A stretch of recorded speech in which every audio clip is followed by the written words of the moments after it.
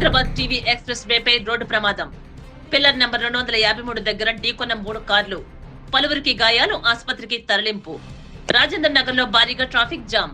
ఉప్పరపల్లి నుంచి ఆరంగ చౌరస్తా వరకు భారీగా ట్రాఫిక్. 6 కిలోమీటర్ల మేర నిలిచిన వాహనాలు. ట్రాఫిక్ క్లియర్ చేస్తున్న పోలీసులు.